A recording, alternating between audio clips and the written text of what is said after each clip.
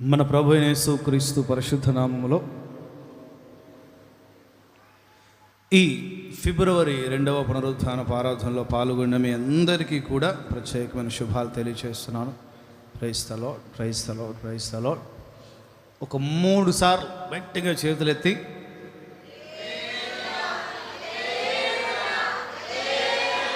మంచిది. చాలు చాలు, ఇంకా చాలా ఉంది గంట సేపట్లో చాలా ఉంది. దినవృత్తాంతాల మొదటి పుస్తకం 17వ అధ్యాయం 9వ వాక్యం పోయిన వారం మనం చదువుకున్నాం వాగ్దాన సందేశంగా. మీరు దాన్ని బాగా గుర్తుపెట్టుకొని ఒక నెల అని మాత్రమే కాకుండా మన జీవితాల్లో ప్రభు ఏ సందేశం ఇచ్చినా అది లైఫ్ లాంగ్ మనకు ప్రయోజనకరంగానే ఉంటుంది. కాబట్టి గుర్తుపెట్టుకునే రాసుకునే ప్రయత్నాలు మీరు చేయాలని ప్రభు పేరు తెలియజేస్తున్నాను. నేను నా జనులైన ఇజ్రాయేలీల కొరకు ఒక స్థలము ఏర్పరచి ఆ స్థలములో వారిని నాటుదును. గట్టిగా చెప్పండి హల్లెలూయా. నేను పోయిన వారం ఒక పరిచయంగా కొన్ని విషయాలు నేను మీతో చెప్పున్నాను. ఎక్కడ నాటుతారు ఆయన అని. తండ్రి నాటని మొక్కలు ఏమైనా ఉంటే అవన్నీ కూడా పెళ్ళగించబడతాయి.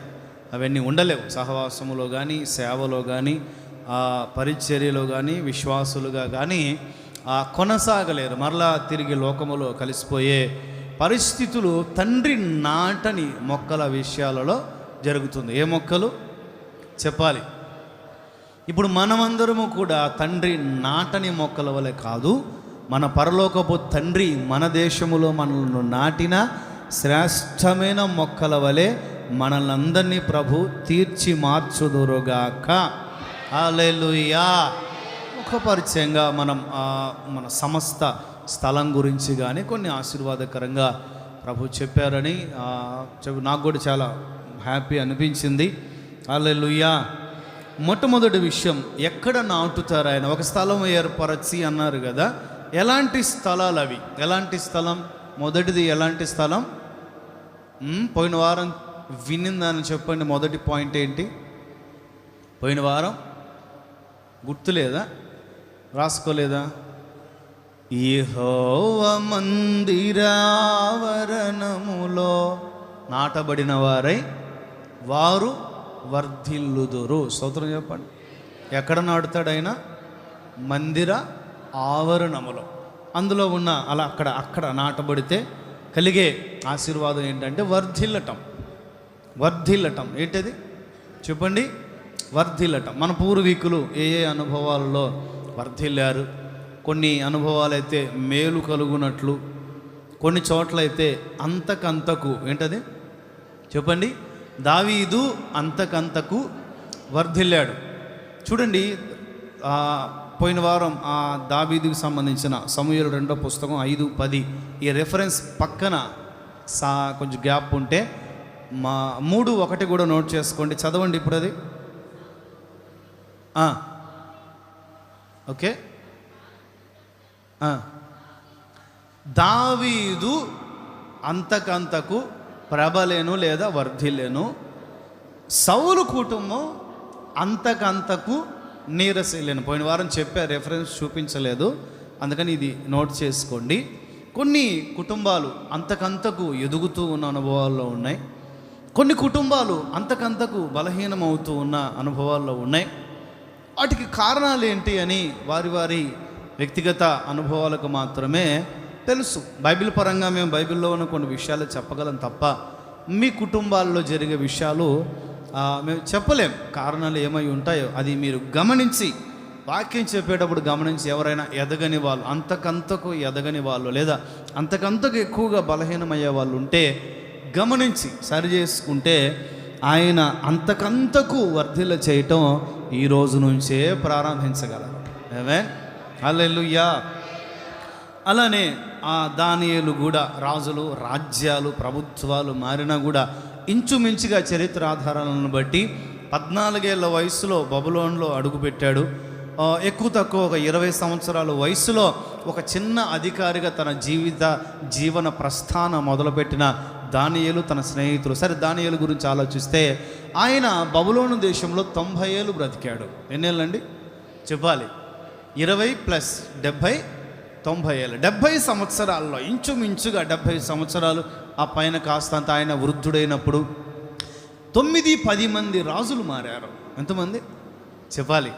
9-10 ప్రభుత్వాలు, 9-10 మంది రాజులు ఇంచుమించుగా మారిన దానియేలు వర్ధిల్లుతూనే ఉన్నాడు తప్ప బలహీనుడు అవ్వట్లేదు. ఎందుకంటే అతని వర్ధిల్లే విధానం ప్రభుత్వాలపై ఆధారపడింది కాదు.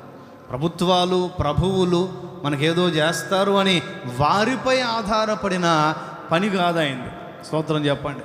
నిజముగా స్థిరముగా వర్ధిల్లు చేయగలిగిన నిజమైన ప్రభువు, నిజమైన రాజు అయిన యేసయ్యపై ఆధారపడ్డాడు. ఆమేన్. ఇలా కొన్ని విషయాలు మనం మాట్లాడుకున్నాం. అలానే అందుకనే కోరహు కుమారులు అంటారు, యేసయ్య నీ మందిరములో ఒక్కరోజు గడిపితే 1000 దినాల కంటే శ్రేష్టం యేసయ్య. ఎందుకంటే ఆ ఎక్స్పీరియన్స్ అన్నది ఆ ఒక్కరోజు వాళ్ళ పూర్వీకులు, వాళ్ళ తాతలు చిన్న వయసులో ఉన్నప్పుడు వాళ్ళ అమ్మ ద్వారా ప్రేరేపించబడి మందిరంలోని గనుక పరిగెత్తకపోతే, మందిర ఆవరణంలోని గనుక వెళ్ళకపోతే అప్పుడే వాళ్ళ వంశం నశించిపోయి ఉండేది. అప్పుడు ఆ పిల్ల వయసులో ఉన్న ఆ పిల్లల ఆవరణలో పరిగెత్తబట్టి బ్రతికారు. నశించిపోయే వారితో ఉండకుండా బ్రతికారు. ఆ వంశం దావీదు కాలం వరకు కూడా కొనసాగింది. ఆ జ్ఞాపకాలు వారి తర్వాత తరాల్లో ఉన్నాయి. ఆ కృతజ్ఞత గీతంగా వారు మాట్లాడుకుంటూ, పాడుకుంటూ, రాసుకుంటూ చెప్పిన విషయం, నీ మందిర ఆవరణములలో ఒక్క దినము గడుపుట 1000 దినాల కంటే శ్రేష్టం. భక్తిహీనులు గుడారాల్లో కనుక మేము ఉండుంటే నాశనం అయిపోయేవాళ్ళు. ఇట్లాంటి అనేక అనుభవాలు ఉన్నాయి. ఈరోజు ఓకే, రెండో విషయం నేను మీతో చెప్తాను. రెండో విషయం కూడా నేను అట్లా చూయించాను. ఏంటో చెప్తారా? జలముల యొద్ద నాటును. జెరెమయా, ద బుక్ ఆఫ్ జెరెమయా, ఇర్మియా ప్రవచన పుస్తకం 17:8. ఇర్మియా ప్రవచన పుస్తకం 17:8. ఎవడాడు ఏమంత కఠినంగా చదివేదాన్ని? ఎవడాడు అసలు? ఉండి ఒక్క నిమిషం నేను కూడా చూస్తే. ఎవడవాడు?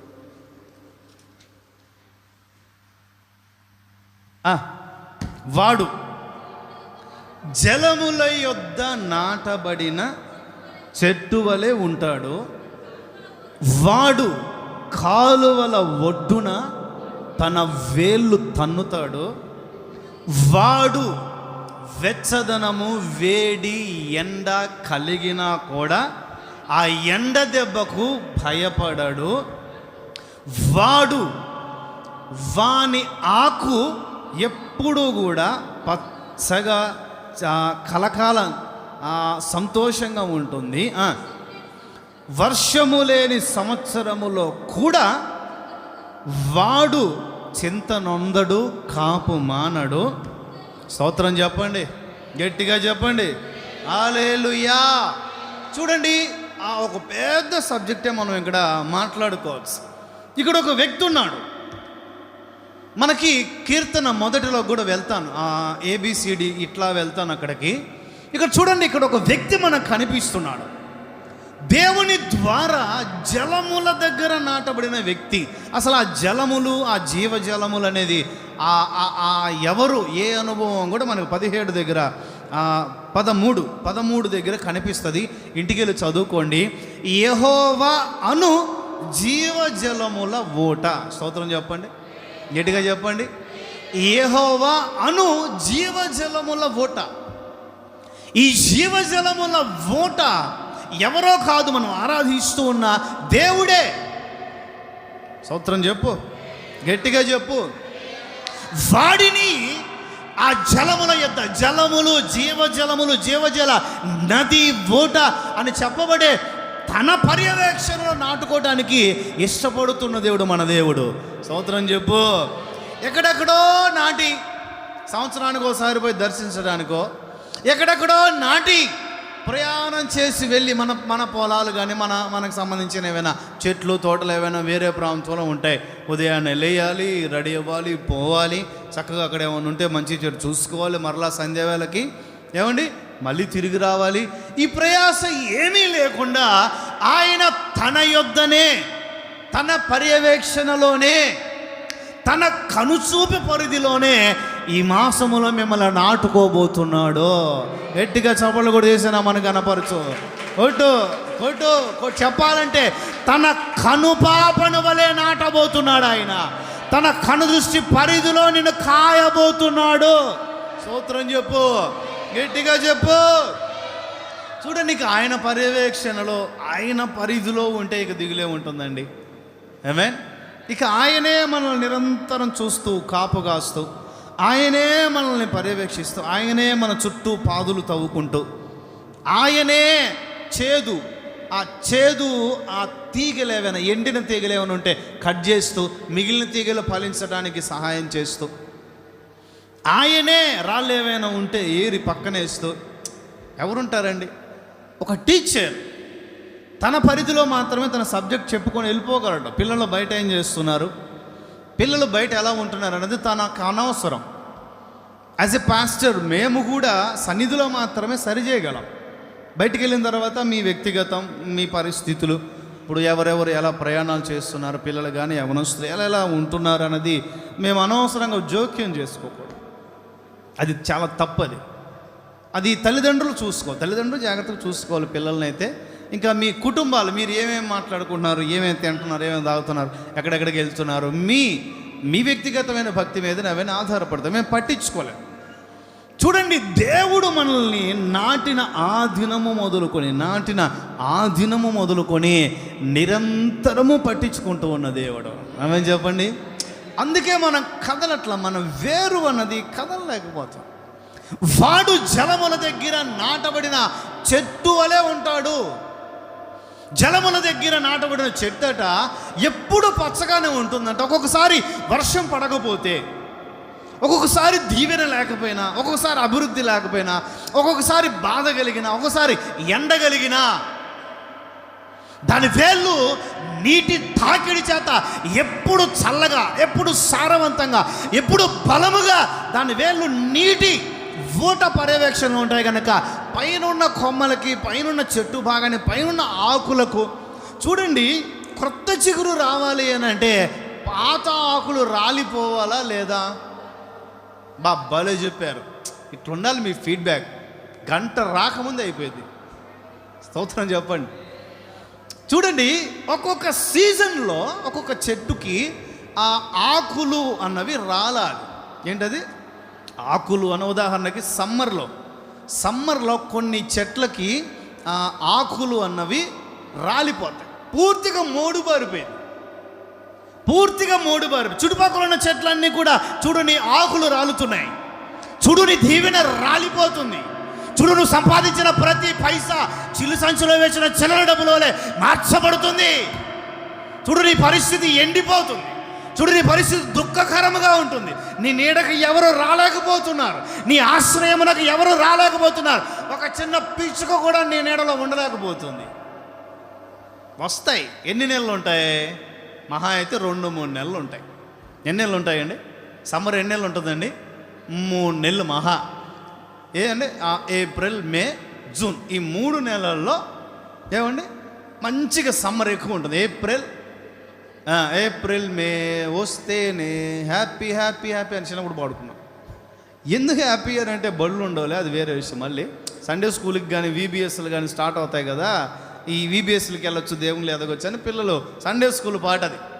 ఏప్రిల్ మే వస్తేనే హ్యాపీ. ఎందుకంటే సమ్మర్ మంచి ఎండవేళ, పిల్లలందరూ ఇబ్బంది పడతారని సెలవులు ఇచ్చేస్తారు. ఆ టయానికి అన్ని స్టడీస్ అయిపోగొట్టేసేసి ఏప్రిల్, మే, జూన్ ఈ 3 నెలలు ఎండ కలుగుతుంది, ఈ వెట్ట కలుగుతుంది, బాధ కలుగుతుంది, వేదన కలుగుతుంది, నింద కలుగుతుంది, ఏమంటే అవమానం కలుగుతుంది. చుట్టుపక్కల పచ్చగా కేవలం ఆకులు కలిగిన పండ్లుండో, ఫలాలుండో, ఉండో, కేవలం ఆకులు కలిగిన చిన్న చిన్న చెట్లు కూడా మనల్ని చూసి ఊసే పరిస్థితులు, మనల్ని చూసి నిందించే పరిస్థితులు. ఏమంటే నువ్వు దేవుని మీద ఆధారపడ, నువ్వు దేవుని నమ్ముకున్నావు, నువ్వు దేవుని పెట్టావు కదా, నీకెందుకు ఇలా అయింది, అలా అయింది, అదేంది, ఇదేందని చెప్పి రకరకాలుగా మరో 3 నెలల తర్వాత మోడుబారిన జీవితాలు మరలా చిగురించడం మొదలు పెడతాయి. స్తోత్రం చెప్పు. వసంతకాలం మరలా సమీపిస్తుంది, వర్షాకాలం మరలా సమీపిస్తుంది, పండ్లు ఫలించడం మరలా, చిగురించడం మరలా, లేత ఆకులు వేయటం మరలా మొదలవుతాయి. ఆ వృక్షపు నీడకు అనేక ఆకాశ పక్షుల ఆశ్రయానికి మరలా వస్తాయి. స్తోత్రం కలుగునుగాక, స్తోత్రం కలుగునుగాక. నా దేవుని పరిశుద్ధ నామానికి మహిమ కలుగునుగాక. ఎక్కువ కాలం ఉండదు, ఎందుకంటే ఆ చెట్టు పై భాగం అంతా కూడా ఎండకి ఎండుతున్నట్టు కనిపిస్తూ ఉన్నా ఆ చెట్టు వేర్లు నీటి తాకిడిలో ఉన్నాయి. అందుకని ఎవరు అన్నా కూడా నవ్వుకుంటుంటుంది ఆ చెట్టు లోపల నవ్వు పిచ్చోడా, నువ్వు పై భాగాన్నే చూస్తున్నావు. యోబు విశ్వాసం అదే. యోబు నేలమట్టం వరకు నరకబడ్డాడు, అందరూ పై భాగం చూస్తున్నారు. బురద లేకుండా జమ్ము వస్తుందా అంటాడు ఒకడు. ఇప్పుడు నువ్వు నీ యథార్థతను వదిలేసి దూషించి మరణం కా అంటది సొంత భార్య. నువ్వేమైనా పాపం చేసావేమో, భక్తిహీనత నీ గుడారంలో జ్వరబడిందేమో అంటాడు ఒక స్నేహితుడు వచ్చి. వదిలే, నీ గుడారం నుంచి భక్తిహీనతను తొలగించేసేయి. అప్పుడు నా స్థితి బాగుంది అంటున్నావు. ఇప్పుడు కూడా మధ్యాహ్న ఎండ సూర్యకాంతి ఎలా తేజస్సుగా ఉంటుందో నీ బ్రతుకు కూడా తేజస్సుగా మారుతుంది. ఇప్పుడు కూడా భక్తిహీనత ఉంటే వదిలే అనేవాడు ఎన్నేను అంటాడండి. ఏమండి అనేవాడు ఎన్నేను అంటాడు. మామూలుగా నేను ఇప్పుడే గుర్తొచ్చింది చూడండి, స్వస్థత వరం కలిగిన దైవజనుడు ఎలీషా గారు. ఎవరండి చెప్పండి? ఎలీషా గారు స్వస్థత వరం కలిగిన దైవజనుడు. ఏ వరం చెప్పాలి? ఆయన ప్రార్థన చేస్తే స్వస్థతలు కలుగుతాయి. ఆయన ప్రార్థన ముట్టాల్సిన పనిలే, ఆయనకు ప్రభు ఒక దర్శనం ఇస్తాడు. ఆ దర్శనం ప్రకారం కనుక వాళ్ళు అనుసరిస్తే స్వస్థత పొందుకుంటారు. ప్రభు నాకు చూపించాడయ్యా, పోయి యోర్దానులో మునిగంటే మునిగాడు, కుష్ఠరోగం పోయింది. ఆయన స్వస్థత వరం కలిగిన దైవజనుడు, మరణించిన వారిని సైతం తిరిగి లేపగలిగిన స్వస్థత వరం కలిగిన దైవజనుడు. ఆయన స్వస్థత వరం కలిగిన దైవజనునికి ఒకరోజు మరణకరమైన రోగం వచ్చిందంట. ఎంత అద్భుతమైన రెవల్యూషన్ చూడండి అది. స్వస్థత వరం కలిగిన, ఇప్పుడు ఎంతోమందిని స్వస్థపరిచిన వాళ్ళు ఈయనకు స్వస్థత కలగకపోవడం ఏంది? ఇప్పుడు అపోస్తలుడైన పౌలు ఉన్నారు. ఎవరండి?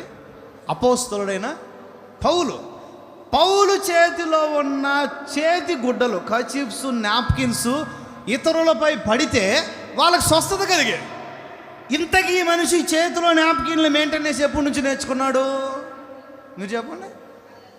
ఆ రోజు దర్శించినప్పుడు కోటి సూర్య కాంతికి మించిన రాదా తేజోమయుడు యేసయ్యా. మధ్యాహ్న వేళ కోటి సూర్య కాంతికి మించిన తేజోమయుడిని ప్రభు అతను దర్శిస్తే ఆ ఎఫెక్ట్ అన్నది, ఆ జ్ఞాపకం, ఆ గుర్తు అన్నది అతని కళ్ళలో నిలబడిపోయింది. కళ్ళలోంచి పుసి కానీ నీళ్ళు కానీ అట్లా వస్తూ ఉండేవి. అవన్నీ తుడుచుకుంటా ఉండేవాడు. తుడుచుకుంటా ఎక్స్పైర్ అయిపోయిన తర్వాత జనాల మీద వేసేవాడు. ఏమండి, బాగోలేని ఖర్చీఫ్ కూడా మీద పడితే అతనికే ఆరోగ్యం బాగోదు. అతని ఖర్చీఫ్ మీద పడిన వాళ్ళందరూ కూడా లేచి నిలబడటం మొదలుపెట్టారు. స్తోత్రం చెప్పండి. లేచి నడవటం మొదలుపెట్టారు. స్తోత్రం చెప్పండి. ఎలీషా కూడా స్వస్థత వరం కలిగిన దైవజనుడే. మనం ప్రార్థిస్తే ఇతర కుటుంబాల్లో మేలు జరిగిన అనుభవాలు మనకున్నాయి, ఇతరులకు ఆరోగ్యం కలిగిన అనుభవాలు మనకున్నాయి.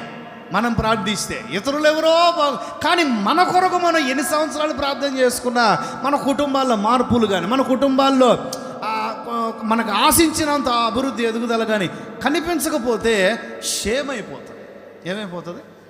నిందైపోతుంది, చాలా అవమానం అయిపోతుంది. నువ్వు ప్రార్థిస్తే అక్క అన్న, నువ్వు ప్రార్థిస్తే నువ్వు ఎవరెవరి పేర్లో రాసుకొని పోయి విజ్ఞాపనం కనుక్కొని నువ్వు కన్నీళ్ళతో ప్రార్థన చేస్తే అద్భుతాలు జరిగినాయి కదన్నా అక్క, కానీ నీకెందుకు జరగట్లేదు? స్వస్థత వరం కలిగిన దైవజనునికి మరణకరమైన రోగమా? స్వస్థత వరం కలిగిన దైవజనునికి మరణకరమైన రోగమా? కారణాలు ప్రభువును మనం అడగలేమండి. చూడండి, ఈయనకి మరణకరమైన రోగం వచ్చిన తర్వాత అప్పటి వరకు స్వస్థతలు పొందిన వాళ్ళు, అప్పటి వరకు మేలులు పొందిన వాళ్ళలో అప్పటి వరకు, లేకపోతే శిష్యుడైన గేహజీ అనుకుందామండి, ఆయన ఏం పొందుకున్నాడు? ప్రార్థన చేస్తే రోగం పొందుకున్నాడు ఆయన. ఎలీషా ప్రార్థన చేస్తే ఆరోగ్యం పొందిన వాళ్ళు ఉన్నారు, ఎలీషా ప్రార్థన చేస్తే రోగం పొందినోడు ఉన్నాడు. ఈయన కుటుంబం. అప్పుడు గెహజీ ఏమనుకోవాలి? అప్పుడు గెహజీ ఎలీషా గారి గురించి ఆ మహాదేవుని ప్రవక్త గురించి అతని మనస్సులో ఏమనుకొని ఉండాలి, ఎంతమందికి ప్రచారం చేసుకొని ఉండాలి, ఎంతమందికి చెప్పుకొని ఉండాలి. చూడండి, దేవుడు కారణము లేకుండా ఏ సమస్య కూడా తీసుకురాదు, అది ఎక్కువ కాలం ఉండదు. చూడండి, ఇతడు ప్రతి మనిషి, ప్రతి క్రైస్తవుడు పరిపూర్ణుడు అవ్వటానికి చివరి ఘట్టం, ద లాస్ట్ స్టెప్ ఈ సిక్నెస్, రోగం. ఏంటది? వయసు పెరిగే కొద్దీ ఏమొస్తుందండి మనుషులందరికీ? ఏదో ఒక బలహీనత, ఏదో ఒక రోగం ఎవరికైనా వస్తుంది. అపోస్తలులైన సురేష్ అయ్య గారు అదే పరిస్థితి, అపోస్తలులైన ఏసన్న గారు, మంచి దైవజనుడైన భక్త సింగ్ గారు, ఎవరైనా, ఏ మహాభక్తుడైనా, సేవకులైన, విశ్వాసులైన చివరి ఘట్టం, ద లాస్ట్ స్టెప్ ఏంటిది? చివరి ఘట్టం ఏంటి? చివరి ఘట్టము రోగము, చివరి ఘట్టం బలహీనత, చివరి ఘట్టం. ఆ రోగములోనే ఇక వారిని ప్రభు కూర్చోబెట్టి, ఆ రోగములోనే వారిని ఇంకా సేవ చేయకుండా అక్కడ కొంచెం ఆపి, వారి మనస్సులో శుద్ధీకరణ ప్రారంభించి పరిపూర్ణపరిచి అప్పుడు వారి దగ్గరికి ప్రభు తీసుకుంటాడు. ఆమె చెప్పండి. ఈ ఎలీషా ప్రవక్త కూడా అదే జరిగింది. ఇప్పుడు ఈయన చనిపోయిన తర్వాత ఒక చోట పాతిపెట్టారు. చాలా రోజుల తర్వాత ఇంకా బాడీ అంతా కూడా డిహైడ్రేట్ అయిపోయి పూర్తిగా ఎముకలు మిగిలినాయి. ఒక చోట యుద్ధం జరుగుతుంది. యుద్ధం జరిగేదాకా ఒక సైనికుడు చనిపోయాడు. ఇప్పుడు అతను అడ్డంగా ఉన్నాడు. అతను ఎక్కడైనా పాతి పెట్టాలని చెప్పి తిరిగి ఎలీషా గారి సమాధి దగ్గర తీసుకొచ్చి పాతి పెడితే, చూడండి, ఎలీషా గారి ఎముకలను తాకిన ఆ మృతదేహం లేచి నిలబడింది. గొడ్డు గట్టిగా. ఇది మొద్దుబారి, కేవలం మొద్దుతోనే ఉండే, మరణ స్థితిలోనే ఉండే చెట్టు కాదు, మరలా జీవమును ఇవ్వగలిగిన చెట్టు, మరలా జీవం పొందగలిగిన చెట్టు. స్తోత్రం చెప్పండి, గట్టిగా చెప్పండి. ప్రభు పక్షాన మిమ్మల్ని కూడా నేను దీవిస్తున్నాను. మీలో ఎవరైనా కాస్త తగ్గించబడినట్లుగా, ఎండిపోయినట్లుగా, బాధ, నింద, కొంచెం ఏదైనా కోల్పోయినట్లుగా ఉన్నారా? భయపడొద్దు, వర్షాకాలం సమీపిస్తుంది. భయపడొద్దు, వసంతకాలం సమీపిస్తుంది. భయపడొద్దు, దేవుని తన తొలకరి వర్షము కురిపించబడే సమయం సమీపిస్తుంది. మీరు చిగురు పెట్టుదురుగాక, మీరు ఫలభరితంగా మార్చబడుదురుగాక. హల్లెలూయా. కావాలండి. అయితే మీరు ఎండగలిగినప్పుడు భయపడకూడదు. ఏంటది? మీరు వేలు లోపల ఉన్నాయి, నీటి ఊటను తాకుతున్నాయి, మీరు భయపడాల్సిన పనిలే. ఎండగలిగినప్పుడు మీరు భయపడొద్దు. మీరు ఒక రోజు వర్షం పడకపోతే మీరు భయపడొద్దు. దీవెన వర్షం దేవుని దగ్గర నుంచి మీ దగ్గర రాకపోతే మీరు భయపడొద్దు, చింత నొందొద్దు. మీ కాపు ఆగదు. గట్టిగా, మీ ఆశీర్వాదము ఆగదు. గట్టిగా, మీ దీవెన ఆగదు. ఆయన నిన్ను స్వస్థపరచటం ఆపడు. మీ వ్యాపారాలు అభివృద్ధి చెందకుండా ఆగలేవు. మీ ఉద్యోగాలు మీ యొద్ద నుండి ఎవడు తీసుకోలేడు. మీ పని పాటలో వృద్ధి లేకుండా ఆగవు. మీకు వృద్ధి కలుగునుగాక, దీవెన కలుగునుగాక, ఆశీర్వాదం కలుగునుగాక, మేలు కలుగునుగాక. మీరు నిరంతరము పచ్చగా నుందరుగాక, ఫలభరితముగా నుందరుగాక, అనేక పక్షులకు ఆశీర్వాదకరంగా ఉందరుగాక. హల్లెలూయా. చూడండి, జలముల యొద్ద నాటబడిన చెట్ల యొక్క 2 అనుభవాలు చెప్తాను. ఎన్ని చెప్పండి? ఆ యేసయ్య తన పర్యవేక్షణలో ఉంచుకొనిన, తన కనుదృష్టి పరిధిలో ఉంచుకొని, తన పక్కనే నాటుకొని నిరంతర పర్యవేక్షణ దేవుని ప్రజల జీవితాల్లో ఆయన చేసే మేలులు ఏంటివో ఒక AB అన్నట్లుగా 2 చెప్తాను. ఆ తర్వాత 3వ విషయం చూపించి ముగిస్తాను. 3వ అంటే ఆ 3వ పాయింట్. పోయిన వారం 1, ఈ వారం 2. పోయిన వారం ఏంటి? ఎక్కడ నాటుతాడు ఆయన? మందిరావరణములో నాటుతాడు. ఈ వారం ఏంటి? ఇప్పుడేంటి? 2వ పాయింట్, జలముల యొద్ద, జీవజలముల నది అయిన ఆయన యొద్దే నాటుకుంటాడు. ఏం చేస్తాడు? కీర్తనలు 1:3. అతడు ఇక్కడ కూడా ఉన్నాడు. ఆయన వాడు, స్తోత్రం చెప్పండి. ఇక్కడ కూడా ఒక అతడు అతడు నీటి కాలువల ఒడ్డున నాటబడినదై ఆకు వాడక తన కాలములో ఫలమిచ్చే చెట్టు వలె ఉంటాడు. అతడు చేయునదంతయు సఫలమగును. స్తోత్రం చెప్పు, చేతులు ఊపుతూ 3 సార్లు చెప్పు ప్రభు గట్టిగా. హల్లెలూయా. అతడు నీటి కాలువల ఒడ్డున నాటబడిన అతడు చేసే ప్రతిదీ సఫలమవుతుందట. గట్టిగా చెప్పండి. చూడండి ఎంత హ్యాపీగా ఉంటుందో అసలు ఆ మాట. నువ్వు చేసే ప్రతిదీ సఫలమవుతుందయ్యా. నువ్వు చేసే ప్రతి ప్రార్థన సఫలం చేస్తాడు దేవుడు. ఆమెను చెప్పు. నువ్వు చేసే ప్రతి ప్రయత్నం సఫలం చేస్తాడు దేవుడు. ఆమెను చెప్పు. నీ హృదయ వాంఛలన్నీ సఫలం చేస్తాడు ఆయన. ఆమెను చెప్పు. హల్లెలూయా. చూడండి, అలాంటి లోతైన భక్తి జీవితం కలిగి, అలాంటి విశ్వాస జీవితం కలిగి, అలాంటి నమ్మకమైన భక్తి కలిగి, ఏమండి, తన లేమిలో కూడా సఫలపరచగలిగిన దేవుని తోడును అక్షరాలు అనుభవించి ఒక లేమి స్థితి నుండి ఉన్నత స్థితికి వెళ్ళిన ఒక వ్యక్తి మనకు ఆది కాండంలో కనిపిస్తాడు కదా. ఎవరైనా? జోసెఫ్ కదా. ఎవరైనా? చూడండి 39:3 చూడండి, 23 చూడండి. తోడై ఉన్నారు చెప్పే కదా, జీవజలములు ఆయనే కదా. ఆయన తోడై ఉన్నాడు, పక్కనే ఉన్నాడా? ఆయన పక్కనే ఉండి యోసేపు చేసినదంతయు అతని చేతిలో సఫలపరుస్తున్నాడు. 23 కూడా నోట్ చేసుకొని ఇంటికి చదువుకోండి. నా వైపు చూడండి. హల్లెలూయా. ఇక్కడ యోసేపు అనే ఒక మహాభక్తుడు కనిపిస్తాడు. ఇతని భక్తి వయసు అయిపోయిన తర్వాత నేర్చుకున్నది కాదు. బాప్తిస్మం తీసుకుంటారా బాబు అని అంటే, ఇప్పుడే ఎందుకు సార్, ఊగుతాం సార్, ఇప్పుడే అయితే ఏంటంట చెప్పండి, ఇప్పుడే అయితే కదులుతారట, ఇప్పుడైతే ఊగుతారట. ఇప్పుడే అంటే యవ్వన వయసులో, సరైన వయసులో. బాప్తిస్మానికి సరైన వయసు 16 ఏళ్ళు దాటిన తర్వాత సరైన వయసు. బాప్తిస్మము అని అంటే మనకి తమిళ్లో కానీ లేదా మూల భాష అర్థం కానీ జ్ఞాన స్నానము అంటాం. ఏంటది? జ్ఞానం వచ్చిన తర్వాత జరిగించే స్నానం. ఏమండి, ఇప్పుడు పిల్లలకి అన్నం ముట్టిస్తాం. ఎప్పుడు ముట్టిస్తాం? పుట్టిన 3 నెలలకే ముట్టిస్తారండి. ఆ వయసు అనేది తినే వయసు. అప్పటి నుంచి అతనికి మెల్లగా కొంచెం ఫుడ్, ఘన పదార్థం, ద్రవం అందించే ఆ వయసు దాటిన తర్వాత ఘన పదార్థాలు అందిస్తాం. అలానే బాప్తిస్మానికి ఒక వయసు ఉంది. 16 ఏళ్ళు దాటితే మనిషికి ఆ టీనేజ్లో ఇక జ్ఞానం అనేది మొదలవుతాడు. తన నిర్ణయం తీసుకోగలుగుతాడు, తను ఏం చేస్తున్నాడని నిర్ణయం తీసుకోగలుగుతాడు. అప్పుడు తీసుకుంటే యవన కాలంలో కాడి మోయటం నరునికి మేలు, వృద్ధాప్యంలో కాదు. అందుకే మన సెమినార్లో కూడా 30 ఏళ్ళు పైబడిన వాళ్ళు సెమినార్కి వద్దంటారు. 30 ఏళ్ళు పైబడిన వాళ్ళు సెమినార్ చేస్తే వాళ్ళు ట్రైనింగ్ ఎప్పుడు తీసుకోవాలి, సేవ ఎప్పుడు చేయాలి? చిన్న వయసులో వస్తే ట్రైనింగ్ 10 సంవత్సరాలు ట్రైనింగ్ అయిపోయినా కూడా, ఇప్పుడు మేము 18, 19 ఏళ్ళ వయసులో నేను ఈ మహిమ కలిగిన పరీక్షలు అడుగుపెట్టాను. It's right age. 19 ఏళ్ళ యంగ్స్టర్గా ఆ టీనేజ్లో ఉన్నప్పుడు నేను మహిమ కలిగిన పరీక్షల్లో 2011లో అడుగుపెట్టాను. 9 సంవత్సరాలు ఇంచుమించుగా 9-10 సంవత్సరాలు ట్రైనింగ్లో ఉన్నా. బ్రదర్గా ఒక 5 ఏళ్ళు ఉన్నాను. తర్వాత ఆర్డినేషన్ చేశారు పాస్టర్గా. అసిస్టెంట్ పాస్టర్గా 4-5 ఏళ్ళు ఉన్నాను. 9-10 ఏళ్ళ తర్వాత ఇన్ఛార్జ్ ఇచ్చారు. వైజాగ్లో మొదటి ఇన్ఛార్జ్గా వచ్చేసాను. ఆ తర్వాత ఇక్కడ 2వ ఇన్ఛార్జ్.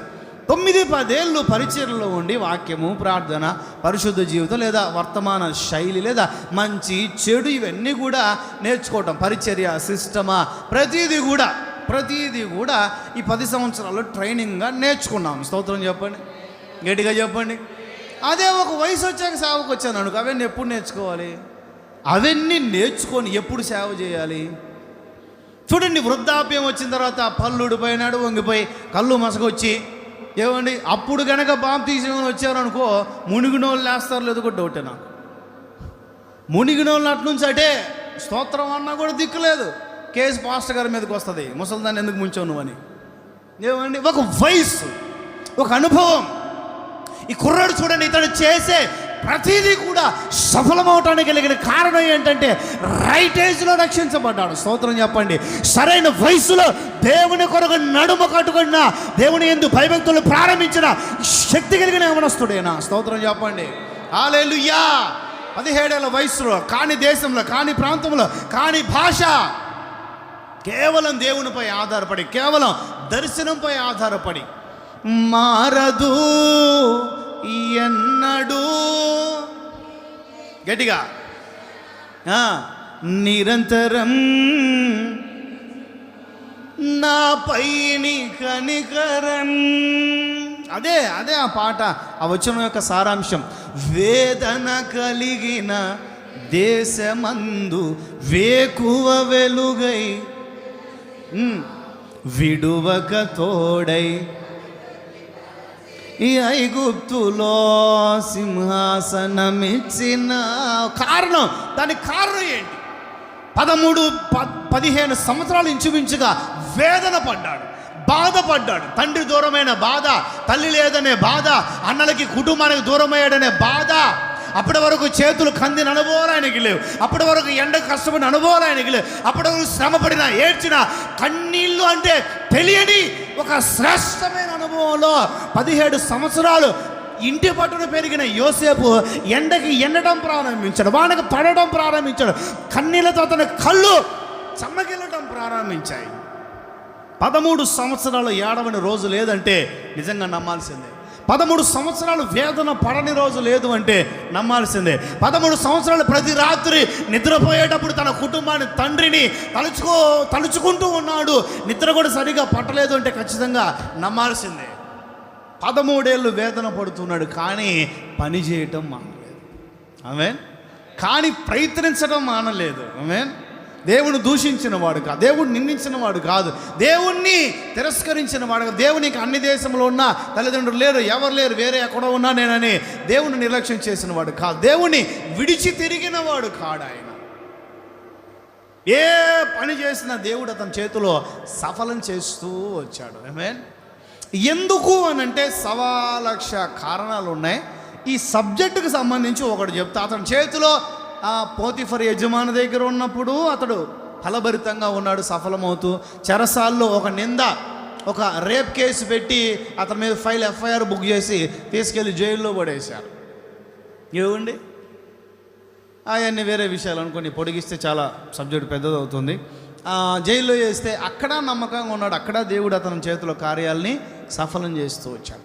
అతడిచ్చిన ఐడియా, ఫరోకు ఒక కళ వచ్చింది, రెండు రకాల కళలు వచ్చాయి ఒకే అర్థానికి సంబంధించి. ఎవరూ కూడా ఐడియా ఇవ్వలేకపోయారు ఫరోకి, లేదా దర్శనం చెప్పలేకపోయారు. యోసేపు వెళ్ళాడు, ఒక సలహా ఇచ్చాడు, ఆ సలహా కూడా సఫలంగా మార్చబడింది. ఏమని చెప్పండి. ఏది చేసినా చూడండి, 7 ఏళ్ళు ఎదురు చూడాలంటే చిన్న విషయం కాదు. 7 ఏళ్ళు సమృద్ధిగా పండుతాయి సార్, తర్వాత 7 ఏళ్ళు కరువు వచ్చింది సార్ భయంకరంగా అంటే నమ్మటానికి మనలాంటి వాళ్ళు అయితే పొరపాటును కూడా నమ్మరు. అవునంటారు కాదంటారు? చెప్పండి, మీకు తెలిసింది చెప్పండి. ఒక కళ వచ్చింది, బలమైన వెన్నులు 7 సంవత్సరాలు సమృద్ధి సార్, బలహీనమైన వెన్నులు 7 సంవత్సరాలు కరువు సార్. మంచిగా మీరు ఈ బలంగా పండే సంవత్సరాలన్నీ కూడా మీరు మంచిగా కొట్లలో కూర్చుకోవాలి సార్, అప్పుడు ఐగుప్తులో ధాన్యం ఉంటుంది, తర్వాత భయంకరమైన కరువు ప్రపంచం అంతా రాబోతుంది. నమ్మలేం, కానీ ఫరో నమ్మాడు.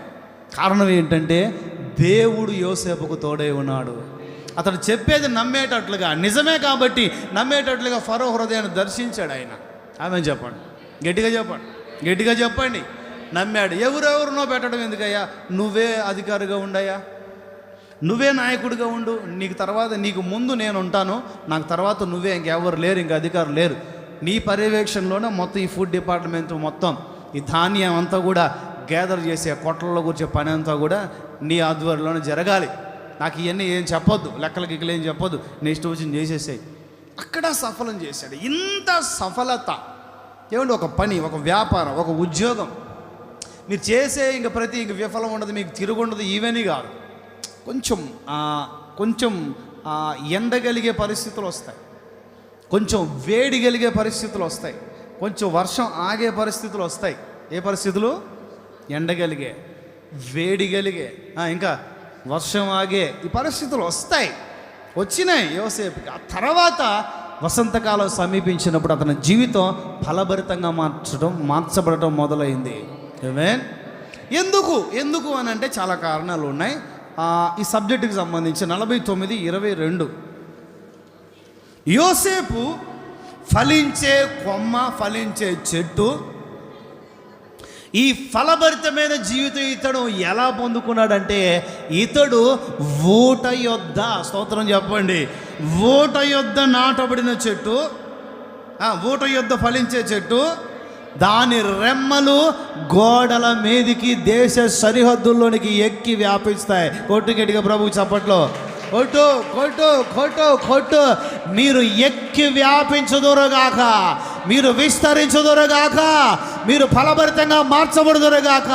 మీ చేతిలో మీరు చేసే ప్రతి పని మీ దేవుడు సఫలపరచునుగాక, సఫలపరచునుగాక, సఫలపరచునుగాక. హల్లెలూయా, హల్లెలూయా, హల్లెలూయా. ఏదైనా కూడా సఫలపరచుటకు సామర్థ్యం కలిగిన దేవుడు ఆయన. ఆమేన్, ఆమేన్. ప్రయత్నించాలి, సోమరోలుగా ఉండకూడదు.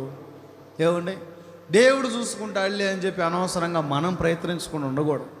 బైబిల్ చెప్పే సారాంశం ఏమిటి అని అంటే, మనం ప్రయత్నించాలి, దేవుని సహాయాన్ని బాగా చదువుకోవాలి, దేవుని సహాయాన్ని జ్ఞాపక శక్తి కొరకు, పని కొరకు ప్రయత్నం చేయాలి, పని వయ్యాని ఏసయ్యని అడగాలి. ఉద్యోగం కొరకు ప్రయత్నం చేయాలి, ఉద్యోగం ఇవ్వు, మంచి మీ చిత్తంలోని ఉద్యోగం ఇవ్వు ఏసయ్య అనేది ఏసయ్యని అడగాలి. ఇట్లా రెండు కోణాలు, రెండు పట్టాల మీద కనుక మన జీవితం వెళ్ళగలిగితే ఎక్కడ కూడా ఎలాంటి యాక్సిడెంట్లు అవ్వవు. స్తోత్రం చెప్పండి. మన స్టేషన్లో మనం దిగుతాం, స్తోత్రం చెప్పండి. మన గమ్యం సఫలీకృతంగా మార్చబడుతుంది. ఆమేన్, హల్లెలూయా. అతడు చేసే ప్రతిదీ కూడా సఫలం. ఎందుకంటే అతని వ్రేళ్ళు ఊట దగ్గర నాటబడి, అతడు ఊట దగ్గర నాటబడిన కొమ్మ. అతడు ఎండినా కూడా బాధపడ్డు, అతను నిందించినా కూడా, అతని మీద ఎన్ని కేసులు పెట్టినా బాధపడు, ఎంతమంది తువ్వ నూసినా బాధపడు. నిన్న మొన్నటి వరకు మెచ్చుకున్న యజమానులే నువ్వు నమ్మకస్తుడు కాదు, నువ్వు మా ఇంట్లోనే గోతులు తవ్వే అని చెప్పి జైల్లో పడేస్తే మౌనంగా ఉన్నాడు. తల్లిగారి మీద ఏమైనా కంప్లైంట్ ఇస్తే కుటుంబం పాడైద్దేమో, అయ్యా నేను కాదయ్యా అని చెప్పి నోరు తెరిచాను అంటే కుటుంబం ఏమైపోవాలి. ఎందుకు వీళ్ళ కుటుంబంలో నేను గొడవలు పెట్టాలి, ఎందుకులే దేవుడు చూసుకుంటాడు, నాకు దేవుడు తోడుగా ఉన్నాడు కదా. నేను దేవుని విషయంలో ఎలాంటి నేరం చేయలా, నాకు తెలుసు, దేవునికి తెలుసు. ఆయన గొప్ప దేవుడు, ఆయన హెచ్చించడానికి సమర్థుడు. ఆయన ఒకరోజు నన్ను లేపుతాడు, నన్ను హెచ్చిస్తాడు. ఆ రోజు వరకు మౌనంగా ఉంది, ఎందుకంటే నాకు ఒక దర్శనం ఉంది. ఎందుకంటే నేను గురు లేని వానిగా ప్రయాణం చేయట్లా. Christian belief is not a blind belief. క్రైస్తవ విశ్వాసం అన్నది గుడ్డి విశ్వాసం కాదు. మనం గుడ్డోళ్ళం కాదు, మనం గురు యొద్దకే పరుగులెత్తున్నాం. స్తోత్రం చెప్పండి, హల్లెలూయా. మనకు ఒక గురు ఉంది, మనకు ఒక గమ్యం ఉంది, మనకు ఒక లక్ష్యం ఉంది. మనం చనిపోతే మనం ఒక చోట దేవుని రాజ్యంలో కళ్ళు తెరుస్తామనే నిజమైన సత్యవేద గ్రంథం చెప్పే సత్యం మన దగ్గర ఉంది. ఆమేన్. ఈ సత్యం మన దగ్గర ఉన్నంత వరకు మనల్ని ఎవరు కదిలించలేరు. ఆమేన్, హల్లెలూయా. ఇంకొక బి, యెషయా 44:3-4.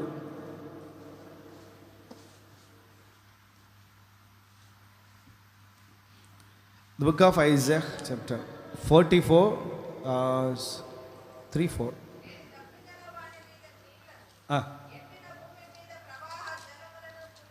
కుమరిస్తాను, ఆశీర్వదిస్తాను. నీటి కాలువల యొద్ద నాటబడిన నిరవంజి చెట్లు గడ్డిలో ఎదిగినట్లుగా నేను మిమ్మల్ని ఎదిగించబోతున్నాను. గట్టిగా చప్పట్లు కూడా చేసేకే ఆమెన్ చెప్పండి. నోరు ఖాళీగా ఉన్నాయి, ఆమెన్ చెప్పండి. Amen, amen, amen, amen, amen, amen. నిరవంజి చెట్లు ఎదిగినట్లుగా మీరు ఎదగబోతున్నారు. ఆయన మిమ్మల్ని ఎదిగించబోతున్నారు. మీరు క్రమముగా ఎదుగుదురుగాక. లెబానోన్లో ఉన్న దేవదారు చెట్ల వల్ల మీరు ఎదుగుదురుగాక, పైకి ఎదుగుదురుగాక. అద్భుతంగా ఉంటుంది. గడ్డిలో ఎదుగుతున్నాయంట. ఏంటది? నిరవంజి చెట్లు గడ్డిలో ఎదుగుతున్నాయంట. ఇంకొక చోట చెప్పాలి అంటే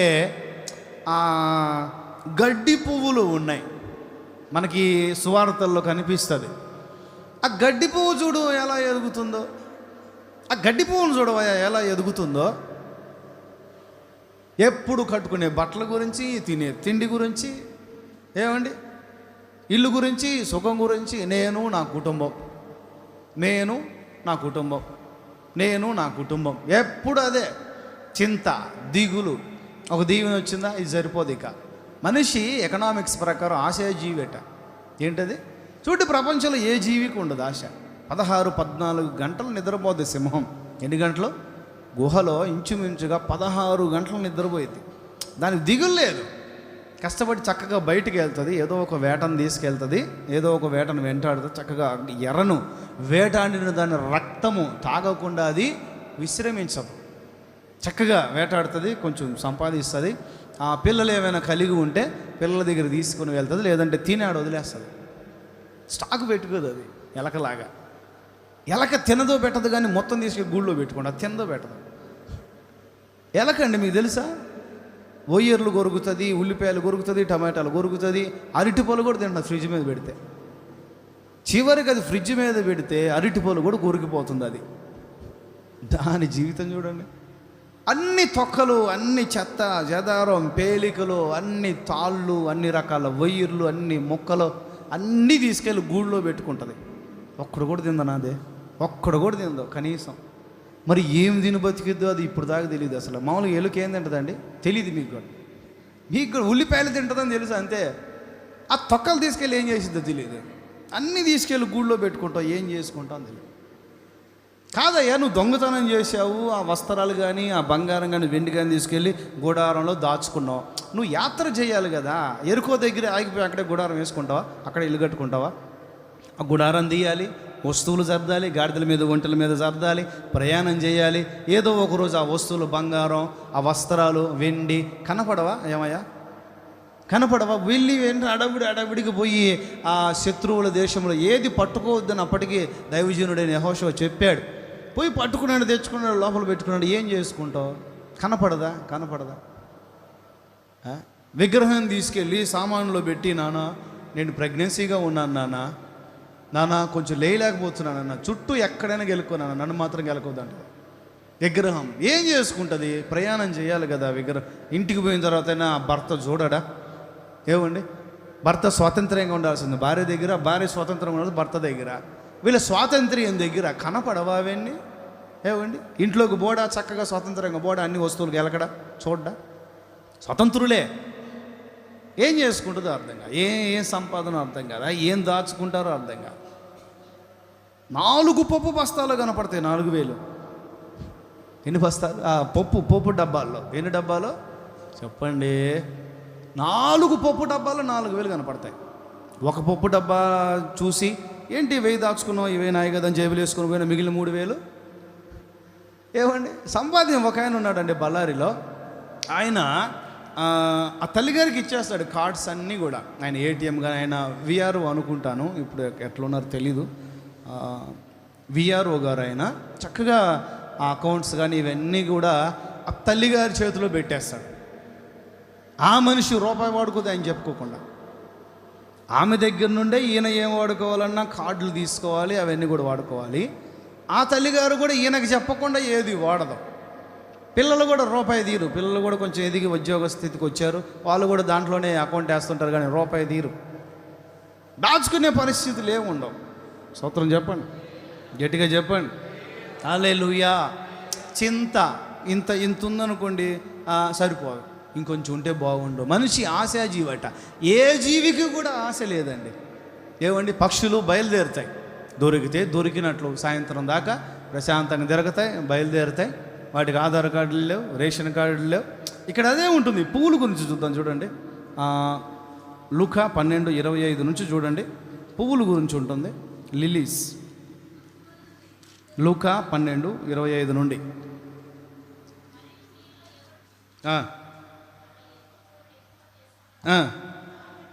కాబట్టి అన్నిటికంటే తక్కువైనవి మీ చేత కాకపోతే మిగిలిన బలమైన వాటిని గురించి మీరు చింతించడం ఎందుకు? మీరు అవి కూడా చేయలేరు కదా. చూడండి, ఇది చూడాలి మీరు, ఇది చూడాలి. ఇక్కడ సబ్జెక్ట్ ఉంది. పువ్వులు ఎలా ఎదుగుచున్నవో జలముల యొద్ద నాటబడిన గడ్డిలో ఎదిగే నిరవంజి చెట్ల వలె వారు ఎదుగుదురు. ఇది గుర్తుపెట్టుకోవాలి. ఎదుగుదురు ఏంటో చెప్పండి? ఎదుగుదురు. పువ్వులు ఎలా ఎదుగుతున్నాయో చూడండి. అవేమి కష్టపడవు, పని చేయవు, అయినా కూడా సమస్త వైభవంతో కూడిన సొలొమోను కూడా ఆ పూలలో ఒకదాని వలె అలంకరించబడలేకపోయాడు. నావేం చూడండి, రాజుల్లో కానీ లేకపోతే ఇజ్రాయేలీల్లో కానీ సొలొమోనుకు కలిగిన వైభవం ఎవ్వరికీ కలగల. సొలొమోనుకు కలిగిన సౌఖ్యం ఎవరికి కలగదు. సొలొమోనుకు ఉన్నంత ధన సమృద్ధి ఏది, ఇంకా ఏ కొరత లేదు. పేరుకు తగ్గట్లుగా సమాధానంగా ఉన్నాడు ఆయన. కానీ ఆయనకు కలిగిన ఏ సమృద్ధిలో కూడా ఆయన సంతృప్తిని పొందలేకపోయాడు. ఏం పొందలేకపోయాడు? యంగ్స్టర్గా ఉన్నప్పటి నుంచి వాళ్ళ నాన్న ఆల్రెడీ కోట్లు కూడబెట్టాడు. వాళ్ళ నాన్న సంపాదించిన దానికి ఈయనకు దేవుడిచ్చిన జ్ఞానంతో మళ్ళా కోట్లు కూర్చుకున్నాడు. బస్తాలు బస్తాలు ధాన్యం, బస్తాలు బస్తాలు బంగారం, వెండి, వెలగలరాలు, వస్త్రాలు, భార్యలు, పనివాళ్ళు, దాసులు, దాసీళ్ళు, ఏమండి అంత వైభవం. ఏం తినాలంటే అది తింటున్నాడు, ఏం తాగాలంటే అది తాగుతున్నాడు, ఎలా ఉండాలంటే అలా ఉంటున్నాడు. కన్ను చూచిన ప్రతిదీ ఆశించాడు, హృదయం కోరుకున్న ప్రతిదీ నెరవేర్చుకున్నాడు ఆయన. కానీ చిట్ట చివరికి ఏమంటాడంటే ఆయన, ఇవన్నీ కూడా నా జీవితంలో వ్యర్థముగానే నాకు కనపడుతున్నాయి, ఇవన్నీ కూడా నా ప్రయాస అంతా కూడా వ్యర్థముగానే నాకు కనపడుతుంది, వీటి వల్ల నాకు సంతృప్తి కలగదు. సమృద్ధి ఉంది, ఏముంది? సమృద్ధి ఉంది. చూడండి, ఈ రోజుండి రేపు మాడిపోయే పువ్వులు, గడ్డి పువ్వులు ఈ రోజుండి రేపు కోయబడే, రేపు మాడిపోయే, రేపు రాలిపోయే. ఇప్పుడు మొన్నటిదాకా పొలంలో అయ్యగారు రాజుగారు పువ్వులు పెంచారు. ఏం పువ్వులు అయ్యగారు? అయ్యి జాజి పువ్వుల. ఒక్కరోజు లేట్ అయినా ఏమవుతుంది? రాలిపోతుంది. ఏమది? ఒక్కరోజు లేట్ అయినా 24 గంటలు వాటి జీవితం ఎంత వైభవంతో ఉంటాయి చూడండి. అవి చక్కగా పూల తోటలో ఫోటోలు తీసుకోవడానికి ఇష్టపడుతుంటాం. ఎంత వైభవం! స్తోత్రం చెప్పండి. వాటికి మించి ఆయన మిమ్మల్ని అలంకరించుదురుగాక, వాటి వలె ఆయన మిమ్మల్ని ఎదిగించుదురుగాక. వాటి వలె అంటే ఒక రోజున పోయిద్దని కాదు, వైభవముతో కూడిన ఎదుగుదల నా ప్రభు మీకు ఇచ్చుదురుగాక. హల్లెలూయా. వాటి వలె అంటే సొలొమోన్ లాగా ఎంత సమృద్ధి ఉన్నా సంతృప్తి లేని బతుకు వేస్ట్. సమృద్ధి ఉన్నా లేకపోయినా సంతృప్తిగా పూలవలే మీరు అలంకరించబడుదురుగాక. అది అన్నమాట. హల్లెలూయా, హల్లెలూయా. చేతులతో చూద్దాం గట్టిగా. ఈ భూమి మీద జీవజలముల ఊటైన తన ఒడ్డున ఆయన మిమ్మల్ని నాటి మీరు చేసే ప్రతీదీ సఫలపరుస్తాడు, మిమ్మల్ని అంచెలంచెలుగా ఎదిగిస్తాడు. అంతేకాదండోయ్, పరలోకములో కూడా జీవజల నది ఉంది, ఆ ఒడ్డున కూడా మిమ్మల్ని నాటుతాడు, మిమ్మల్ని అక్కడ కూడా ఫలభరితంగా మారుస్తాడు. గట్టిగా ప్రకటన 22 మొదటి 2 వాక్యాలు చదువుదాం. ఆ తర్వాత 2వ విషయం చెప్పి ముగిస్తాను.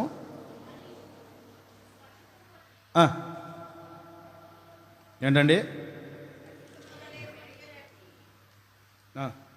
మరియు స్ఫటికము వలె మెరియునట్టి జీవ జలముల నది దేవుని యొక్కయో గొర్రెపిల్ల యొక్కయో సింహాసనం దగ్గర నుండి ఆ పట్టణపు రాజవీధి మధ్యలో ప్రవహించుట, బయలువెరలుట, ప్రవహించుట ఆ దూత నాకు చూపారు. ఆ నది యొక్క అవతల భాగములో జీవవృక్ష ఫలం ఉంది, జీవవృక్షం ఉంది. అది నెలకు ఫలభరితంగా మార్చబడుతూ 12 నెలల్లో 12 కాపులు మీరు కాయుదురుగాక. 12 నెలలు మీరు ఆశీర్వాదకరంగా ఉందురుగాక.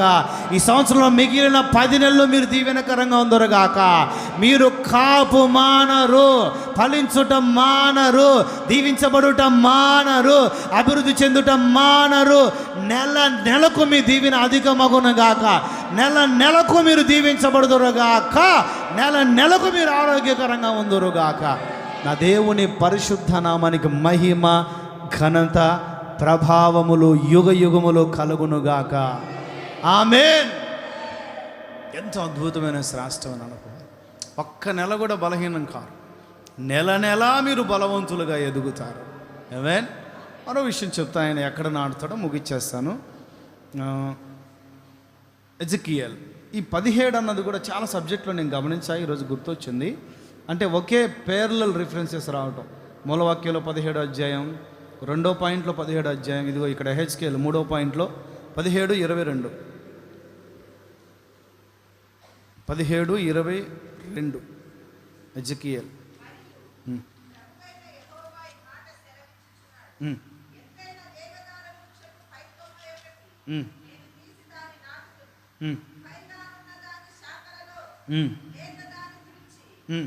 అత్యున్నతమైన పర్వతం మీద దానిని నాటుదును. ఇజ్రాయేల్ దేశంలోని ఎత్తుగల పర్వతం మీద నేను దానిని నాటగా అది శాఖలు విడుస్తుంది, బహుగా ఫలిస్తుంది, శ్రేష్టమైన దేవదారు చెట్టులా మారుతుంది. సకల జాతుల పక్షులు దానిలో గూళ్ళు కట్టుకుంటాయి. హల్లెలూయా. దాని కొమ్మల నీడనవి దాక్కుంటాయి. స్తోత్రం చెప్పండి, గట్టిగా చెప్పండి. ఇంకా చాలా బాగుంటుంది. యెహోవానగు నేనే ఘనమైన చెట్టును నీచమైన దానిగా చేస్తా, నీచమైన చెట్టును ఘనమైన దానిగా చేస్తా. పచ్చని చెట్టు ఎండిపోయేటట్లు చేసేది నేనే, ఎండిన చెట్లు వికసించేటట్లుగా చేయువాడను నేనే. భూమి యందుండు సకల చెట్లకు ఈ విషయం తెలియబడినట్లుగా యెహోవానగు నేను మాట సెలవిస్తున్నాను, దానిని ఈ మాసములో నెరవేర్చబోతున్నాను. చేతులూపుతూ చెప్దాం, చేతులూపుతూ చెప్దాం. హల్లెలూయా. ఉన్నత పర్వతం మీద ఆయన మిమ్మల్ని నాటునుగాక. చాలా పెద్ద సబ్జెక్ట్ ఉంది. ఉన్నతమైన పర్వతం ఏంటో చెప్పండి.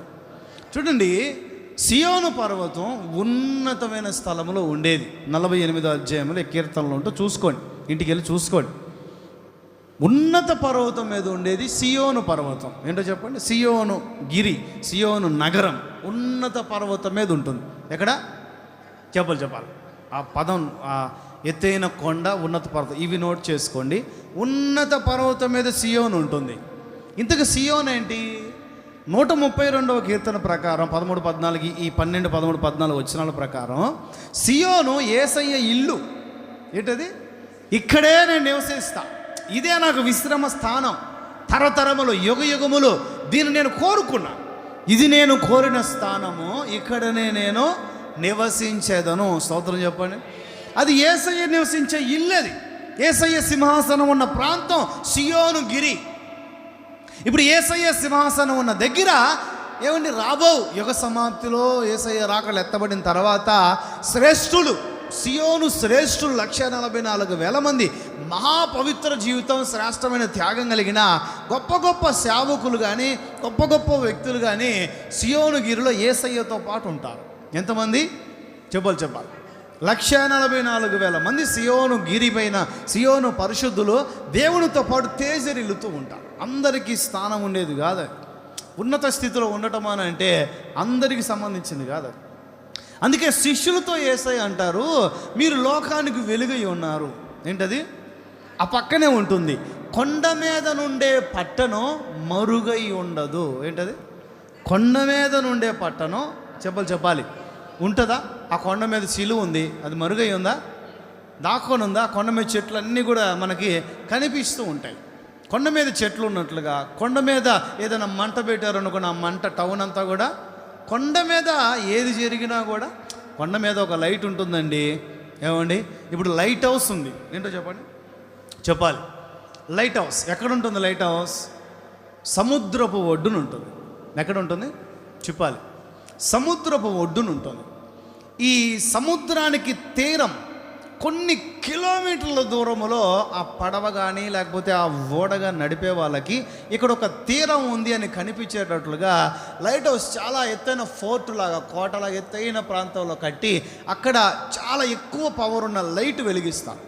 వాటి సమీపంలో ఏదైనా లైట్ వెలిగేటప్పుడు ఏదైనా వెహికల్స్ జర్నీ చేసినా ఆ కాంతికి తట్టుకోలేవు, యాక్సిడెంట్లు అవుతాయి. కళ్ళల్లో పడింది అని అంటే చాలా ప్రమాదం. చాలా పెద్ద కాంతి వస్తుంది. కిలోమీటర్ల లైట్ హౌస్లో ఉన్న లైట్ కనిపిస్తూ, ఇదిగో ఇక్కడ ఒడ్డు ఉంది, ఇక్కడ తీరం ఉంది, ఇక్కడ క్షేమం ఉంది అని అదొక సమాచారాన్ని పంపించినట్లు అన్నమాట. స్తోత్రం చెప్పండి. కొండ మీదనున్న పట్టణం మరుగై ఉండదు. కొండ మీదనున్న పట్టణం దాచబడదు.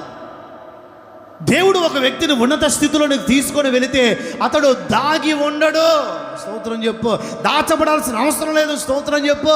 అనేకులకు వెలుగుగా ఉంటాడు. దీవెన మనకి మాత్రమే కాదండి, అది గుర్తుపెట్టుకోవాలి. మనం వరకే బాగుపడటం కాదు. ఆత్మీయత అయినా లోక సంబంధమైన దీవెన అయినా కూడా మన వరకే పరిమితమై ఉండకూడదు. ప్రజలకు ప్రయోజనకరంగా ఉండాలి, ప్రజలకు ఉపయోగపడాలి ఆ దీవెన. అబ్రహాము గురించి బైబిల్లో ఉంది, నీవు ఆశీర్వదించబడతావు, నీవు ఆశీర్వాదముగా ఉంటావు. ఏంటది? నీవు ఆశీర్వదించబడతావు, నీవు ఆశీర్వాదముగా.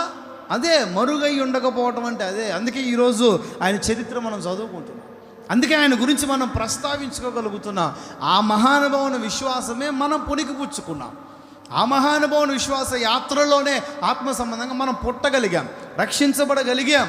ఆయన మనకు కూడా తండ్రిగా ఉన్నాడు. స్తోత్రం చెప్పండి. లోక సంబంధంగా విశ్వాసులకు తండ్రి అన్నట్లుగా మనకి కూడా తండ్రిగా ఉన్నాడు అబ్రహాం గారు. ఎందుకనంటే ఆయన కొండ మీద కట్టబడిన పట్టణం లాంటి వాడు. ఆయన దాగినవాడు కాదు, ఆయన ఆశీర్వాదం దాగినది కాదు. ఆయన కుటుంబానికి మాత్రమే పరిమితమైనది కాదు, అది సర్వ ప్రపంచానికి ఆశీర్వాదకరంగా ఉన్న కుటుంబం. ఆమేన్, ఆమేన్. ఇజ్రాయేల్ దేశము కూడా కొండ మీద కట్టబడిన పట్టణం. అది ఏంటది?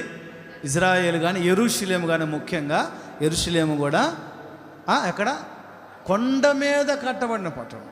కొండ మీద కట్టబడిన పట్టణం. అందరికీ ఆ టౌన్ అంతా కూడా, ఆ ప్రాంతాలంతా కూడా కనిపిస్తారు. దేవుడు నిన్ను కొండ మీద కట్టబడిన పట్టణం వలె ఉన్నత స్థితికి తీసుకుని వెళ్ళునుగాక. వెళ్ళాలి. అంచెలంచెలుగా ప్రారంభించాలి పనులు. అంచెలంచెలుగా వ్యాపారం కొంచెం అభివృద్ధి చేసుకోవాలి. అంచెలంచెలుగా చేతి వల్ల అప్పుడు మనం సంపాదించింది అంతా కూడా ఊరికే ఖర్చు పెట్టుకుంటూ పోతే అభివృద్ధి కలగకపోవచ్చు.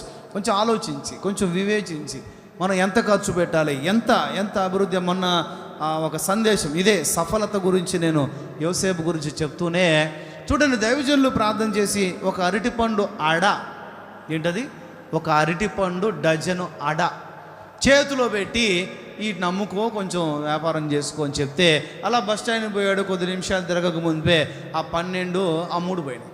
వాటిని తీసుకుని వెళ్ళి సరాసరి ఇంట్లో ఇచ్చి, లేకపోతే అతను ఖర్చు పెట్టేసుకున్నవాడు కాడు. అది డోన్ ప్రాంతంలో జరిగింది. మనకు డోన్ ఎక్కడ? నగరి అనుకుంటా. నగరిలో జరిగిన ప్రాంతం అది. స్తోత్రం చెప్పండి. భీమవరం వైపు నగరిలో జరిగిన విషయం అది. తర్వాత 2 అడలు తీసుకున్నాడు. అవి 3, 4, 10 ఒక గెల తీసుకున్నాడు. ఏంటో చెప్పండి.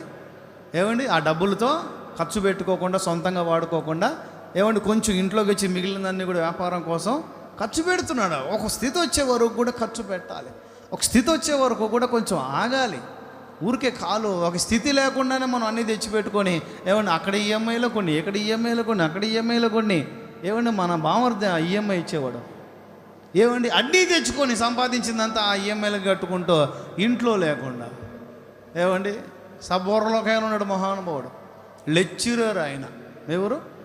ఈయన గురించి చెప్పి ఆయన దగ్గరికి వెళ్తా. ఒక అడ తీసుకున్నాడు, అదేంటి, ఒక గెల తీసుకున్నాడు. గెల అమ్ముకున్నాడు చక్కగా. ఒక రోజు అంతట్లో మొత్తానికి అమ్ముడుపోయింది. 2 గెలలు తీసుకున్నాడు, 3 గెలలు, 10 గెలలు. చిన్న రూమ్ తీసుకున్నాడు. రూమ్లో పెట్టుకున్నాడు. తర్వాత వచ్చి షెడ్ తీసుకున్నాడు. 50 గెలలు, 100 గెలలు. కాంట్రాక్టర్ అయిపోయాడు. హోల్సేల్ అమ్మకాన్ని ప్రారంభించాడు. చక్కగా ఆయన అమ్ముకోకుండా ఆ బండ్లలో అమ్మే వాళ్ళకి తక్కువ రేట్లు ఇవ్వటం, ఈయన ఒక ధరకు తీసుకోవడం మొదలుపెట్టాడు. ఇప్పుడు ఇస్తున్నానులే తెలియదు, కానీ దైవజనులు మాకు చెప్పున్నారు, గుడారాల పండుగల్లో లారీ గెలలు పంపిస్తాడట ఫ్రీగా. స్తోత్రం చెప్పండి, గట్టిగా చెప్పండి ప్రభుకి హల్లెలూయా. గుడారాల పండుగలకి లారీ గెలలు పంపిస్తాడు. లారీ గెల తినండి అన్న. మందిరంలో కూడా అక్కడ ఒక గెల తగిలిచ్చి, అన్నా ఈ వారం అయిపోదు. ఏంది అది డజనా వారం? ఒక డజనా రోజుకొకటి దీని వారంలో కాజేయటానికి గెల తగిలిచి, అన్న ఈ వారం అయిపోవాలన్నా, ఇంక తిండి తిప్పలు మన అయ్యే తింట కూర్చోవాలి. కోతిలాగా అయ్యే తింట కూర్చోవాలి. ఇంకా గెల తగిలిచ్చేస్తాడట మందిరంలో. ఇవి తినేసేయాలన్నా మీరు. పిల్లలకి ఇచ్చి, విశ్వాసులకి ఇచ్చి, పరిచర్లకి ఇచ్చి, కోటాలకు వచ్చిన వాళ్ళకి ఇచ్చి, అందరికి ఇచ్చి ఇవ్వంగా వారానికి మళ్ళీ మిగులుతూనే ఉంటాయి. స్తోత్రం చెప్పండి, గట్టిగా చెప్పండి హల్లెలూయా, హల్లెలూయా. ఎదగాలది అత్యున్నత స్థితిలో ప్రభు మనల్ని పెట్టడానికి ఇష్టపడుతున్నాడు. ఇప్పుడు ఈయన దగ్గరికి వస్తా. లెక్చరర్ ఎవరు చెప్పండి? లెక్చరర్ ఈయన. నేను అంటే ఇప్పుడు అట్లా విశ్వాసుల గురించి చెప్తున్నాను కాదు, కొన్ని అనుభవాలు మనం ఒకరి దగ్గర నేర్చుకున్నప్పుడు అవి మన జీవితాల్లో నష్టం కలిగించుకుంటాను. ఉదాహరణలు చెప్తాం. విశ్వాసులకు చెప్తున్నాను, ఈసారి వీళ్ళకి సమస్యలు చెప్పకూడదు అని కాదు. హల్లెలూయా, చెప్పండి గట్టిగా. అవి ఎందుకు వస్తున్నాయో గమనించి ప్రార్థన చేసుకొని ప్రభు దగ్గర ప్రకటనలు పొందుకొని, మీకు ఏదైనా వాక్యం చెప్పామనుకో, మీరు ఆశీర్వదించబడ్డారనుకో, ఇప్పుడు మీ గురించి నలుగురికి సాక్ష్యం చెప్పుకోవచ్చు కదా. అందుకని అన్నమాట. ఆమేన్. ఇంట్లో బండలు ఉండవు. ఏముండవు చెప్పండి? లెక్చరర్ ఎవరైనా 50,000, 60,000, 70,000 జీతం వస్తుంది ఆయనకి. లెక్చరర్ ఇంట్లో బండలు లేవు. నిజం అది. గోడకి పెయింటింగ్ లేదు, అదేంటి అసలు పోతే ప్లాస్టింగే లేదు, గోడకు ప్లాస్టింగే లేదు. నేను వెళ్ళిన కొత్తలో పాపం అరే ఎంత పేదోళ్ళో అన్నం తినానంటే అయ్యో మీకుంటుందో లేదో అనుకున్నా నేను. అయ్యో తల్లి మీకుంటుందో లేదో అమ్మ. ఆ తల్లి పాపం చాలా సన్నగా ఉంటుంది, ఆ తల్లి. అయ్యో మీకుంటుందో లేదమ్మా, వద్దులే తల్లి. కానుకిచ్చినా తీసుకునేవాని కాదు, చాలా కాలం, 1 సంవత్సరం పైన అయింది. పేదోడేమో తర్వాత అంటే నేను వెళ్ళినప్పుడు ఆయన ఏదో క్లాస్కో లేకపోతే కొడుకు కానీ తల్లిగారు కానీ ఉంటారు, పెద్ద వివరాలు అడిగేవాడిని కాదు. మనకి వివరాలు ఎక్కువగా అడగను నేను పెద్దగా. వాళ్ళు ఏదైనా చెప్తే వింటాను, ప్రార్థన చేస్తాను. తర్వాత సంవత్సరం 6 నెలలు అట్లా గడిచిన తర్వాత ఎవరు ఏంటి పేరు ఇవన్నీ అడిగి మంచిగా కనుక్కొని వాళ్ళు మన దగ్గరకు వచ్చి స్థిరపడ్డాకే మనం మంచిగా ఇన్ఫర్మేషన్ అని తీసుకుంటాం మన వాళ్ళు అనే భావంతో. సరే కిటికీలు కూడా ఉండేవి కాదు, జస్ట్ అట్లా అది ఉండేది అంతే. రెక్కలు రీఫర్స్ ఉండేవి కాదు, తలుపులు ఉండేవి కాదు, ఏదో పాత చీరలు కిటికీలు కట్టుకునేది. పేదోడా లేనోడా ఏమండి పేదవాడికి దరిద్రుడికి తేడా చెప్పాడు మొన్న మధ్య బ్రహ్మానందం గారు. పేదోడికి దరిద్రుడికి, పేదోడు లేనోడు, దరిద్రుడు ఉన్నా తినలేనోడు. పేదోడు లేనోడు, దరిద్రుడు ఉన్నా తినే భాగ్యం ఉండదు, ఉన్నా అనుభవించి మరి ఏం చేస్తాడు ఆ జీతం అంతా అంటే ఏమండి దొరికిన ప్రతి దగ్గర కూడా స్థలాలు తీసుకుంటూ ఉంటాడంట. దొరికిన ప్రతి మరి ఏమంటారు దాన్ని, రియల్ ఎస్టేట్ వ్యాపారం ఏమైనా చేస్తాడని చేయడు. స్థలాలు మాత్రం దండికి తీసుకున్నాడు కదా, ఇంట్లో బండలు లేవు. అది కాదండి దేవుడు మన దగ్గర నుంచి కోరుకునేది. మన అభివృద్ధి కనబడాలి. అది నేను ఈ చివరి మాటలను చెప్పేది ఏంటంటే మన అభివృద్ధి కనపడాలి.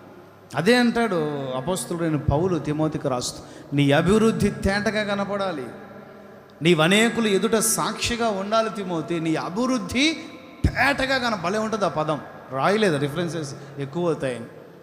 నీ అభివృద్ధి చెప్పండి అందరూ ఆ మాట, నీ అభివృద్ధి తేటగా కనపడాలి. కొండ మీద కట్టబడితే, కొండ మీద నువ్వు నాటబడితే, కొండ మీద ఉంటే నువ్వు కనపడతావు.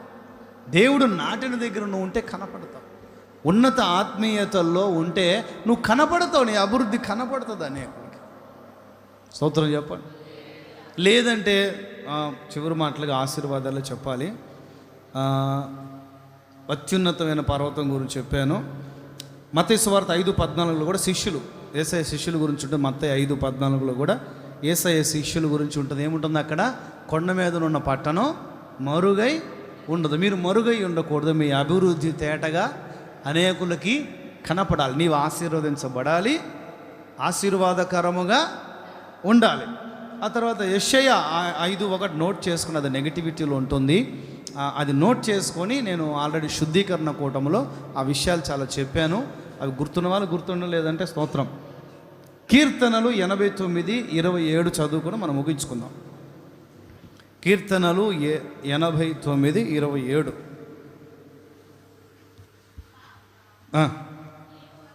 నేను 89 అదే, నేను అతన్ని నా జ్యేష్ఠ కుమారునిగా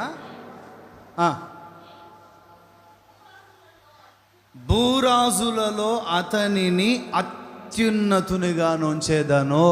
గట్టిగా చెప్పండి. భూరాజులు అంటే ఆశీర్వదించబడిన వాళ్ళందరికంటే కూడా మిమ్మల్ని నా దేవుడు అత్యున్నత స్థితిలో ఉంచుదురుగాక. మీరు పని చేసే దగ్గర మిమ్మల్ని అత్యున్నత స్థితిలో ఉంచుదురుగాక. మీ కాలనీలో మిమ్మల్ని మంచి స్థితిలో ప్రభు ఉంచుదురుగాక. మీ ఊర్లో మిమ్మల్ని మంచి స్థితిలో ఉంచుదురుగాక. మీ గ్రామంలో మిమ్మల్ని అత్యున్నత స్థితిలో నా ప్రభు ఉంచుదురుగాక. ఈ రాష్ట్రంలో, ఈ జిల్లాలోనే మనల్ని అత్యున్నత స్థితిలో ప్రభు ఉంచుదురుగాక. ప్రార్థన చేసుకుందాం.